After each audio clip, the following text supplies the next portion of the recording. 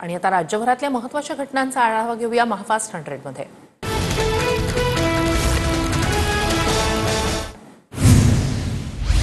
राज्यात 23 जिल्ह्यांना अवकाळीचा फटका। 23,331 हेक्टरवरील पिकांचं नुकसान। विदर्भासह मराठवाडा, पश्चिम महाराष्ट्र आणि कोकणातील काही जिल्ह्यातील पिकांना फटका। शेतकऱ्यांचं मोठं नुकसान। पंचनाम्यांना सुरुवात।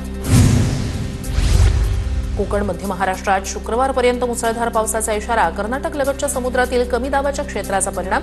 तर मुंबईसह कोकण आणि संपूर्ण महाराष्ट्रात 31 मे पर्यंत मान्सूनपूर्व पावसाचा अंदाज।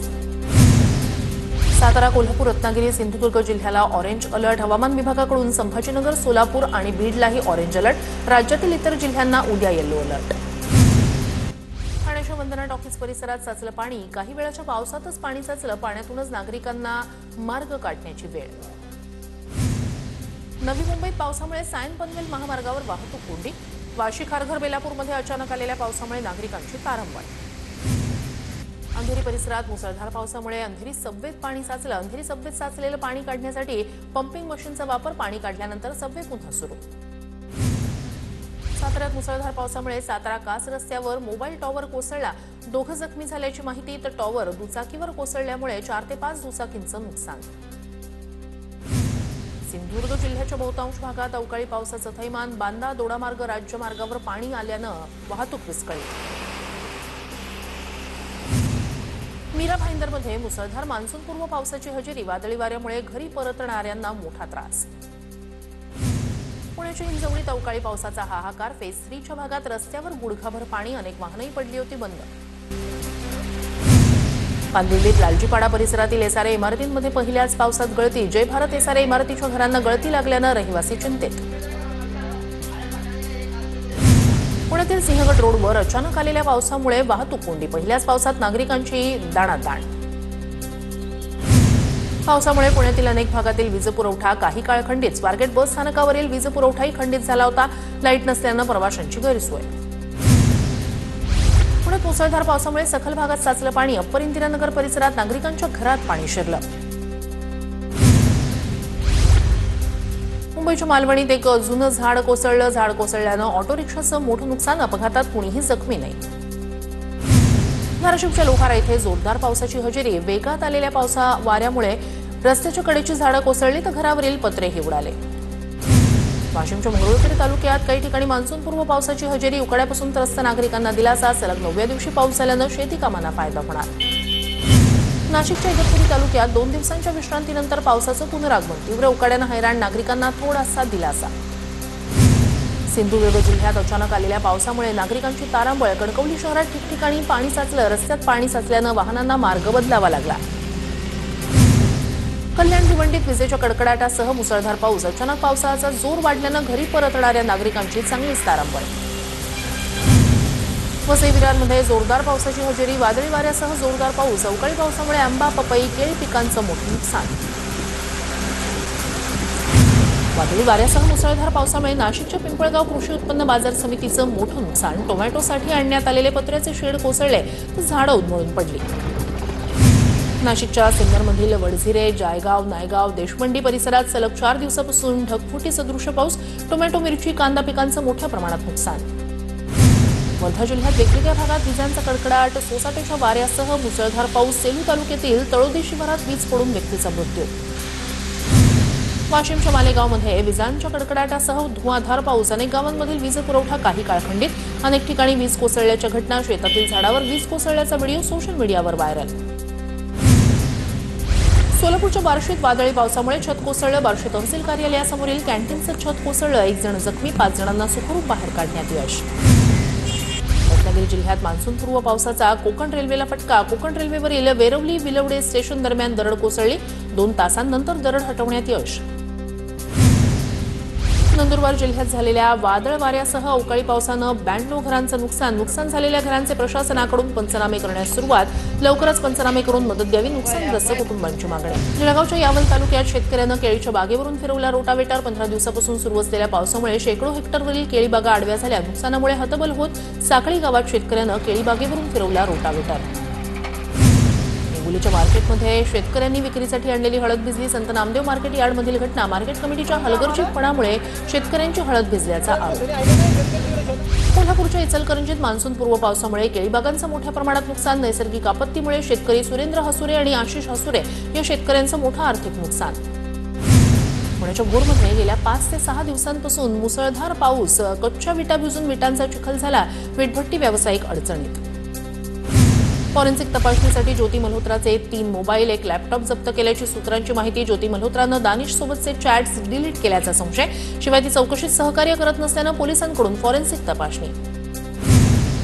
तपासादरम्यान ज्योती मल्होत्राच्या डायरीतून महत्त्वाच्या बाबीसमोर. ज्योती मल्होत्राचा कल पाकिस्तानकडे असल्याचं डायरीतून उघड. पाकिस्तानच्या लोकांकडून खूप प्रेम मिळालं, डायरीत उल्लेख. ज्योती मल्होत्रा बांगलादेशला जाण्याच्या तयारीत होती. व्हिसासाठी बांगलादेश उच्चायुक्तालयात ज्योतीचा अर्ज. ज्योतीचा पाकिस्तान, चीन, बांगलादेशशीही जवळीक साधण्याचा प्रयत्न. ज्योतीची हरकिरत नावाच्या एजंटमार्फत दानिशची ओळख झाल्याची माहिती. नंतर तिनं पाकिस्तानात समर्थक विचारसरणीचा प्रचार करायला सुरुवात केली. ISIसाठी ती डिजिटल असेट बनली. या प्रकरणी पोलिसांकडून अधिकचा तपास सुरू. ज्योती मल्होत्रा 4 वेळा बिहारच्या भागलपूरमध्ये गेली होती. भागलपूर स्टेशनचा व्हिडिओही तिच्याकडून YouTubeवर अपलोड. पाकसाठी हेरगिरी करणाऱ्या ज्योती मल्होत्राचं चौकशीत सहकार्याने. ज्योतीची आतापर्यंत हरियाणा पोलीस, STF, NIB कडून चौकशी. ज्योती मल्होत्रा मार्फत रॉ एजंट्सपर्यंत पोहोचण्याचं ISIचं उद्दिष्ट होतं. अटारी सीमेवर काही गुप्तहेर सापडले का? ज्योतीच्या चॅटमध्ये सवाल. ज्योती मल्होत्राच्या व्हॉट्सअॅप चॅटमधून धक्कादायक खुलासे समोर. पोलिसांनी अटकेनंतर YouTubeवर ज्योती मल्होत्राला नेलं. तिच्या हिसारमधल्या घरी गेल्यानंतर ज्योती मल्होत्रानं लिहिलं कुटुंबियांसाठी पत्र. घराची काळजी घ्या, मी लवकरच परत येईन. पत्रात उल्लेख. लग्न करण्याचं आमिष दाखवून गजालाला हेर बनवलं. पाक हायकमिशनच्या दानिशचा आणखी एक कारनामा समोर. दानिशनं गजालाला 20,000 दिल्याची माहिती. शिवाय पाकमध्ये कपड्याचा व्यापार करू असं खोटं आश्वासनही दिल्याची माहिती. मदरशांमध्ये ऑपरेशन सिंदूरचे धडे शिकवले जाणार. उत्तराखंड सरकारचा निर्णय. नवीन अभ्यासक्रमात ऑपरेशन सिंदूरचा धडा जोडला जाणार असल्याची घोषणा.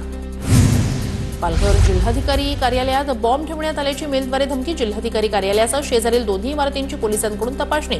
धमकीचा मेल करणारे अज्ञाताविरोधात गुन्हा दाखल. ऑपरेशन सिंदूरचा धडा मदरशांमध्ये जोडणार. मदरशांमध्ये ऑपरेशन सिंदूरचे धडे शिकवले जाणार. उत्तराखंड सरकारचा निर्णय.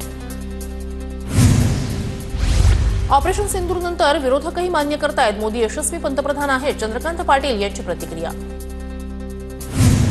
अजित पवार आणि धनंजय मुंडेंची फडणवीसांसोबत चर्चा. तिन्ही नेत्यांमध्ये तासभर चर्चा झाल्याची माहिती.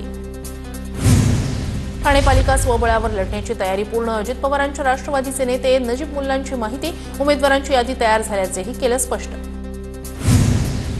8 दिवसापूर्वीच मंत्रिपदाबाबत ठरलं. ज्याचा शेवट चांगला ते सर्व चांगला. फडणवीस, शिंदे आणि अजित पवारांचे आभार. शपथ घेण्याआधी होती भुजबळांची प्रतिक्रिया. मंत्रिपदाची शपथ घेतल्यानंतर भुजबळ समर्थकांकडून येवल्यात फटाके फोडत जल्लोष. नाशिकमध्ये भुजबळांच्या समर्थनार्थ बॅनरबाजी.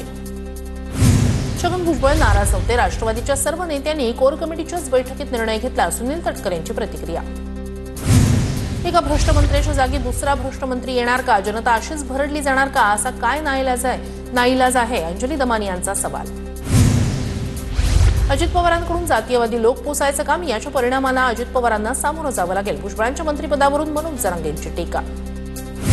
भुजबळांना कामाचा अनुभव म्हणून त्यांना मंत्रिमंडळात घेतलं असेल. भुजबळांनी मंत्रिपदाची शपथ घेतल्यानंतर जयंत पाटील यांची प्रतिक्रिया. छगन भुजबळांच्या मंत्रिपदाचा निर्णय त्यांच्या पक्षाचा अंतर्गत प्रश्न. त्यांना शुभेच्छा. ते सरकारच्या चांगल्या सूचना देतील तसंच काम करतील. काँग्रेस खासदार वर्षा गायकवाड यांच्याकडून अपेक्षा व्यक्त. भुजबळांच्या मंत्रिमंडळातील समावेशाचा महायुतीला फायदा होईल. भुजबळांच्या राजकीय अनुभवाचा सर्वांना उपयोग होईल. सुनील तटकरेंकडून विश्वास व्यक्त. आमदार मिलिंद नार्वेकर यांच्याकडून छगन भुजबळांचं अभिनंदन. भुजबळांनी मंत्रिपदाची शपथ घेतल्यानंतर दिल्या शुभेच्छा. भुजबळांच्या कमबॅकमुळे नाशिकचं पालकमंत्री पद राष्ट्रवादीकडे राहणार का अशी चर्चा. महायुतीत सध्या नाशिक आणि रायगडच्या पालकमंत्रीपदाचा तिढा. पालकमंत्रीपदाबाबत मुख्यमंत्री निर्णय घेतील. गिरीश महाजनांची प्रतिक्रिया. नांदेडमध्ये योग्यता नसलेल्या व्यक्तीचा पक्षप्रवेश झाला होता. त्याची ताबडतोब पक्षातनं हकालपट्टी केली. मटका किंग अनवर अलीच्या पक्षप्रवेशावर अजित पवार यांची प्रतिक्रिया. पालघरच्या वाढवण बंदराभोवती दलालांचा विळखा. कमी दरात शेतकऱ्यांच्या जमिनींची खरेदी सुरू असल्याची चंद्रशेखर बावनकुळेंची माहिती. गैरव्यवहारावर शासन कारवाई करणार. बावनकुळेंचा इशारा. अबकड वर्गीकरणाची मागणी सरकार मान्य करणार. मागणी मान्य केल्याशिवाय सरकार स्वस्थ बसणार नाही. चंद्रशेखर बावनकुळे यांचं आश्वासन. ऑपरेशन सिंदूरला छोटं म्हणणं योग्य नाही. काँग्रेस नेते काहीही बोलतायत. चंद्रशेखर बावनकुळे यांची काँग्रेसवर टीका. आनंद परांजपे आणि संजय खोडके यांची राष्ट्रवादीचे प्रदेश सरचिटणीस म्हणून नियुक्ती. ठाणे शहराच्या जिल्हा अध्यक्षपदी नजीब मुल्ला, सुनील तटकरे यांची माहिती. कल्याणमध्ये श्री सप्तशृंगी इमारतीचा स्लॅब कोसळला. कल्याणमधील घटनेची मुख्यमंत्री देवेंद्र फडणवीस यांच्याकडून दखल. मृतांच्या कुटुंबियांना सरकारतर्फे 5 लाख रुपये देणार, मुख्यमंत्र्यांची घोषणा. भाजपकडून राहुल गांधींच्या चेहऱ्यासोबत असीम मुनीरचा चेहरा पोस्ट. राहुल गांधी पाकिस्तान आणि त्याच्या हितचिंतकांची भाषा बोलतात, भाजपचा आरोप. तर काँग्रेसकडून मोदींचा फोटो ट्विट करत भाजपवर पलटवार. नाशिकच्या अधिकाऱ्यावर मंत्री नितेश राणे यांची निलंबनाची कारवाई. आजारपणाच्या नावाखाली वैद्यकीय रजा घेऊन विदेशात फिरायला गेल्याचा ठपका. नाशिकच्या मत्स्य व्यवसाय सहाय्यक आयुक्त प्रदा जगताप यांच्यावर कारवाई. शिवसेनेच्या पुणे महानगर प्रमुखपदी रवींद्र धंगेकर यांची नियुक्ती. पालिका निवडणुकांच्या पार्श्वभूमीवर धंगेकरांवर महत्त्वाची जबाबदारी. मोरारजी देसाईंनी पाकला रॉ एजंट्सची माहिती दिली. काँग्रेस प्रवक्ते पवन खेरा यांचा मोठा दावा. रॉ एजंट्सची सर्व तयारी मोरारजी देसाई यांनी पाकला सांगितल्याचा दावा. भारताचे सरन्यायाधीश कायमस्वरूपी राज्य अतिथी असणार. राज्य सरकारकडून दिशानिर्देश जारी.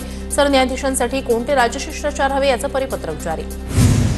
भूषण कवेंच्या अपमान प्रकरणात कारवाई करा. नाना पटोलेंचं राष्ट्रपती द्रौपदी मुर्मूंना पत्र. महाराष्ट्र सरकार आणि अधिकाऱ्यांवर कठोर कारवाई करण्याची मागणी. सीएसएमटी पुष्पाळा लोकलमध्ये अंध महिलेला मारहाण. कल्याण रेल्वे पोलिसांकडून अवघ्या काही तासात आरोपीला अटक. सोलापूरमधील टॉवेल कारखान्यात लागलेल्या आगीच्या निषेधार्थ महापालिकेवर मोर्चा दरम्यान प्रतिक्रिया देताना कारखाना मालकाला अश्रू अनावर. अकोल्यात काँग्रेस आमदार साजिद खान पठाण यांचा विद्युत विभागाच्या अधीक्षक अभियंत्यांना इशारा. वारंवार वीज पुरवठा खंडित होण्याच्या समस्या वाढल्यानं नागरिक त्रस्त. नाशिक जिल्ह्यातील व्यापारी संघटनेकडून पाकिस्तानसह तुर्की आणि अझरबैजानची आर्थिक कोंडी करण्याचा निर्णय. व्यापारासह पर्यटनावर देखील बंदी घालण्याचा निर्णय. रायगडच्या पेण जिल्हा रुग्णालयातील अडचणींवर शिवसेना ठाकरे गट आक्रमक. रुग्णालयात औषधांचा तुटवडा असल्याचं समोर, संबंधितांवर कारवाई करण्याची मागणी. अमरनाथ पालिकेवर भटक्या विमुक्तांचा मोर्चा. मूलभूत नागरी सुविधा देण्याची मागणी. जळगावच्या तरसोद पाळधी बायपास महामार्गाच्या कामासाठी उत्खनन करून वापरलेल्या गौण खनिजाची चौकशी होणार. तलाठ्यांनी मर्यादेपेक्षा जास्त गौण खनिज उत्खननाचा अहवाल पाठवल्यानंतर कारवाई न करणारे तहसीलदार संशयाच्या भोवऱ्यात.